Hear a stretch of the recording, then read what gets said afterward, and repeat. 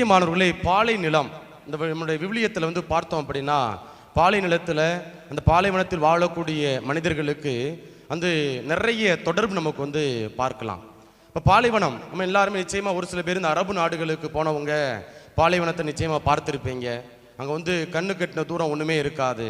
ஒரு அமைதியாக சலனமற்று இருக்கக்கூடிய எந்த விதமான உயிரினமும் வாழ தகுதியற்ற ஒரு இடமாக இருக்கக்கூடிய ஒரு பகுதி. இப்போ விவிலியத்தில் பார்க்குறோம், இந்த பாலை நிலத்தில் தான் ஒரு புதிய திருப்பம், ஒரு புதிய மாற்றம், ஒரு புதிய தொடக்கம் அவங்க ஏற்படக்கூடியதை விவிலியத்தில் நிறைய மனிதர்களுடைய வாழ்க்கை அனுபவத்தில் நாம் பார்க்கிறோம். அந்த பாலைநிலத்தில் மக்கள் சோதிக்கப்படுகிறார்கள். பாலும் தேனும் பொழியக்கூடிய இந்த கானான் நாட்டிற்கு போவதற்கு முன்பதாக அங்கு இஸ்ரேல் மக்கள் 40 ஆண்டு காலம் என்ன செய்யப்படுறாங்க அப்படின்னா, கடவுளால் சோதனைக்கு உள்ளாக்கப்படுகிறார்கள். அவங்க சாப்பாடு இல்லை, தண்ணி இல்லை, போராட்டம், சண்டை சச்சரவு. அப்போ மோயிசனுடைய தலைமையில், அங்கே யோசுவாவுடைய தலைமையில் அவங்க பார்க்குறோம் என்ன அப்படின்னா, அங்கு அவர்களுக்கு தேவையான விடுதலைகள், அவர்களுக்கு தேவையான ஆலோசனைகள் கொடுக்கப்படக்கூடியதை பார்க்கிறோம். அதே போல கடவுளுடைய ஆவியானவர்கள் என்ன செய்யறாங்க, பகலில் மேகத்தூணாகவும் இரவில் நெருப்பு தூணாகவும் இருந்து இஸ்ரேல் மக்களை அந்த பாலை நிலத்தில் என்ன செய்யறார் அப்படின்னா, ஆண்டவர் வழிநடத்தி செல்கிறார் என்பதை நம்ம பார்க்கிறோம். அதே போல நற்செய்தி வாசகத்தில் நம்ம ஆண்டவர் இயேசு கிறிஸ்து பாலை நிலத்தில் சோதிக்கப்படுவதற்காக ஆண்டவருடைய ஆவியால் எடுத்துக்கொள்ளப்பட்டார் அல்லது அழைத்து செல்லப்பட்டார் என்று நம்ம வாசிக்கின்றோம். அப்ப அந்த பாலைவனத்தில் என்ன நடக்குது? இந்த பாலைவனத்தில் ஒரு புதிய திருப்பம், ஒரு சுய ஆய்வு அங்கே என்ன செய்யப்படுகிறதுனா நடக்கிறது என்பதை நம்ம பார்க்கிறோம். இதை எங்க வாசிக்கலாம் அப்படின்னா, லூக்கா நற்செய்தியில அதிகாரம் 3 நினைக்கிறேன், 3 பார்க்கிறோம் என்ன அப்படின்னா, அங்கு திருமுழுக்கு யோவான் அங்கு என்ன செய்யறார் அப்படின்னா, அங்கு பாலைவனத்தில் நற்செய்தியை அறிவித்துக் கொண்டிருக்கிறார். பாலை நிலத்தில் குரல் ஒன்று முழங்குகிறது. ஒரு இடமும் தண்ணீர் இல்லை, அந்த இடத்துல மனிதன் வாழ தகுதியற்ற அந்த இடத்துல அங்க என்ன நடக்குது அப்படின்னா, திருமுழுக்கு யோவான் யாருக்கு நற்செய்தியை அறிவிக்கிறார்? இது நமக்கு மிகப்பெரிய ஒரு கேள்விக்குறியாக இருக்கிறது. அப்ப பாலை நிலத்துக்கு என்ன செய்யறாங்க அப்படின்னா, மக்கள் கூட்டம் சாரை சாரையாய் போறாங்க, திருமுழுக்கு யோவானை தேடி போறாங்க.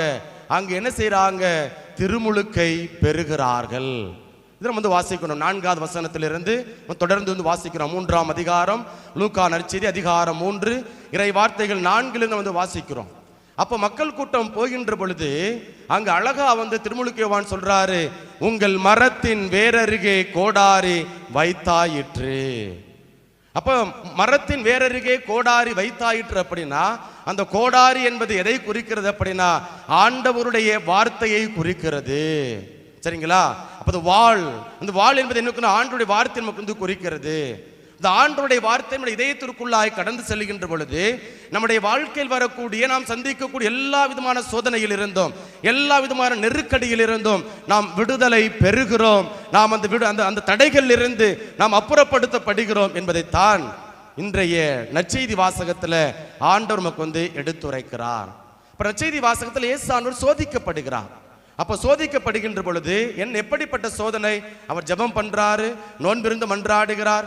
அப்ப என்ன சோதனை அப்படின்னா, நீனா எதுக்குப்பா நோன்பு இருக்கிற, இந்த கல்லை அப்பமாக்கி சாப்பிடு. அங்கு ஆண்டவருக்கு கொடுக்கக்கூடிய ஒரு சோதனை. அப்ப அங்கு ஆண்டவருக்கு எப்படி சோதனை கொடுக்கப்படுகிறதோ, அதே போல் இந்த தவக்காலத்துல உங்களுக்கும் எனக்கும் சோதனை கொடுக்கப்படுகிறது.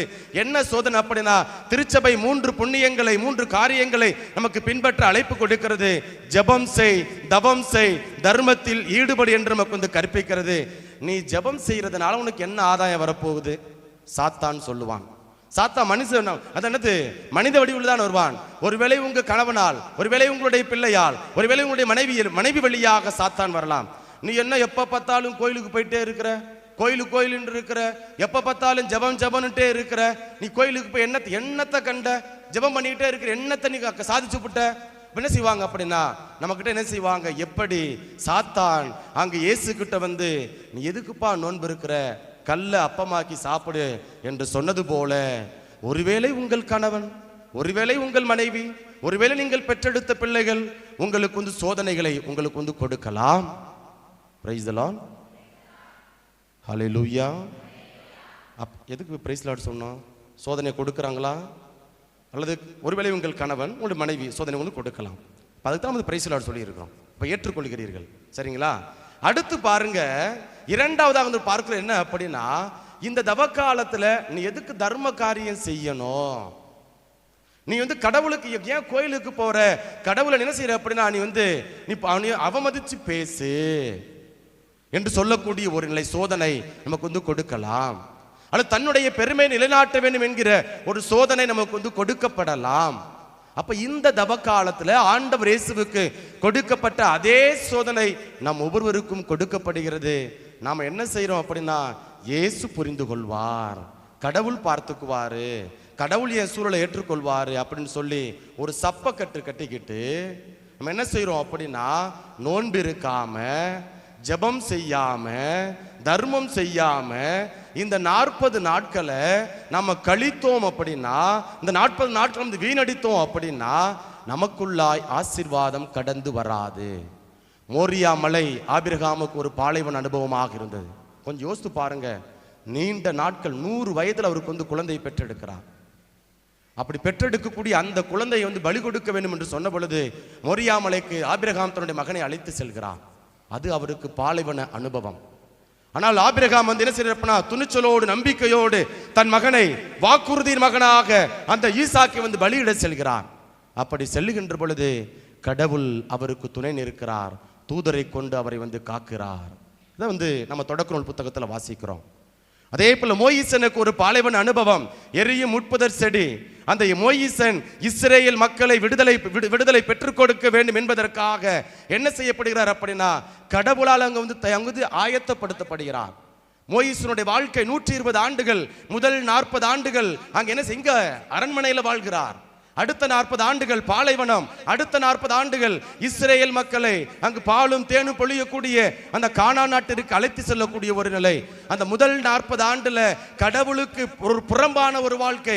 முன் கோபத்தால அங்க என்ன செய்யறப்ப எகிப்திய படை வீரரை கொல்லக்கூடிய ஒரு நிலை. சொந்த இனத்தான் காட்டி கொடுப்பான் என்று சொல்லி பயந்து பாலைவனத்திற்கு ஓடக்கூடிய ஒரு நிலை. அங்கு 40 ஆண்டுகள் மோயிசன் பக்குவப்படுத்தப்படுகிறார். இந்த 40 நாட்கள் கத்தோலிக்க திருஅவை நமக்கு கொடுத்திருக்கிறது, நம்முடைய வாழ்வை பக்குவப்படுத்த வேண்டும் என்பதற்காக. என்னிடம் இருக்கக்கூடிய கோபம், என்னிடம் இருக்கக்கூடிய ஆணவம், என்னிடம் இருக்கக்கூடிய தற்பெருமை, எல்லாவற்றிலிருந்தும் எல்லா சோதனைகளிலிருந்தும் நான் விடுதலை பெற வேண்டும். என் வாழ்வை, என் மனதை பக்குவப்படுத்த வேண்டும் என்பதற்காக எப்படி மோயிசனுக்கு 40 ஆண்டுகள் பாலைவன அனுபவம் கிடைத்ததோ, அதே போல இந்த 40 ஆண்டுகள், இந்த 40 நாட்கள் உங்களுக்கும் எனக்கும் ஒரு பாலைவன நாட்களாக இருக்கின்றன. மோயிசன் எரியும் முட்புதரை அருகே செல்கிறார், ஆண்டவருடைய அபிஷேகத்தை பெறுகிறார், அழைப்பை உணர்கிறார். இந்த 40 நாட்கள்ல உங்களுக்கும் எனக்கும் இப்படியாய் ஒரு அழைப்பு கொடுக்கப்படுகிறது. அப்போ இயேசுவை அந்த பாலைவனத்தில் சந்திக்கக்கூடிய ஒவ்வொரு மனிதருக்குமே அங்கு புதிய தொடக்கத்தை பெற்றுக்கொள்கிறார்கள்.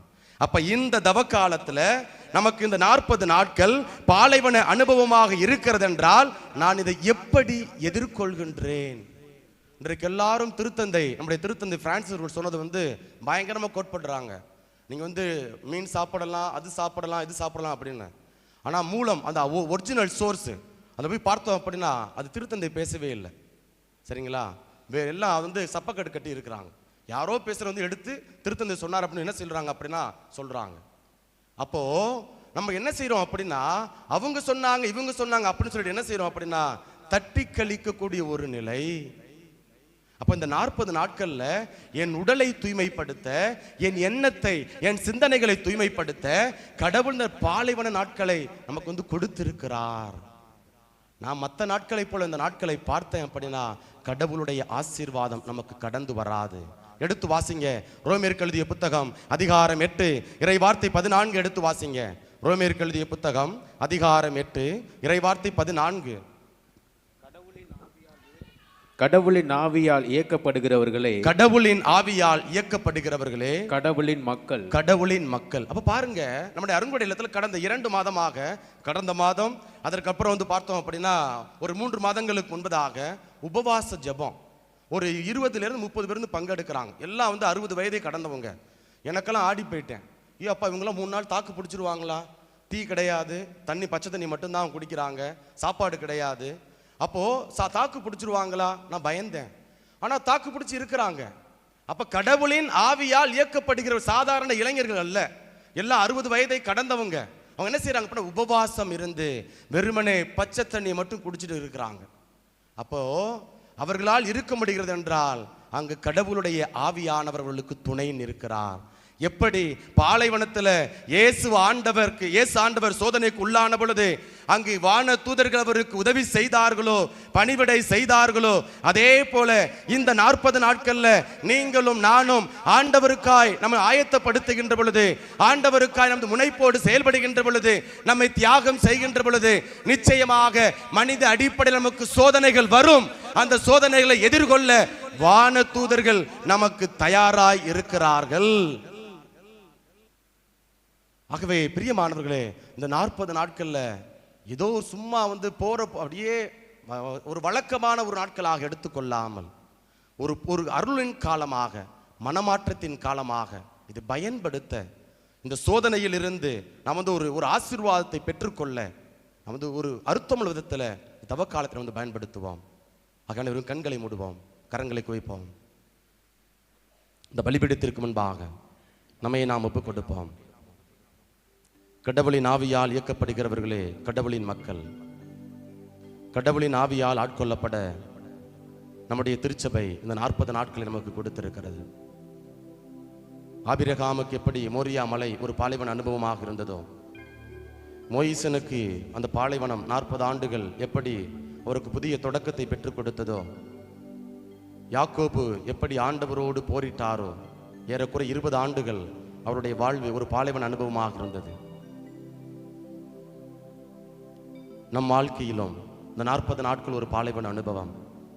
ஆகிய உடலை ஒருத்து உள்ளத்தை ஆண்டவர் பாதம் எழுப்பி ஒரு புதிய ஆசீர்வாதத்தை பெற்றுக்கொள்ள, தெய்வமே நீர் எனக்கு கொடுத்திருக்கக்கூடிய இந்த ஜெபம், தவம், தர்மம், இந்த 3 காரியங்களுக்கும் நான் அதிக முக்கியத்துவம் கொடுத்து, ஆண்டவரே உமக்கு உகந்த நல்ல மகனாக மகளாக என் உள்ளத்தை உம்பால் உயர்த்த எனக்கு தேவையான பலனை, ஆற்றலை தாரும் என்று சொல்லி நம்மை நாம் ஒப்புக் கொடுத்து ஜெபிப்போம்.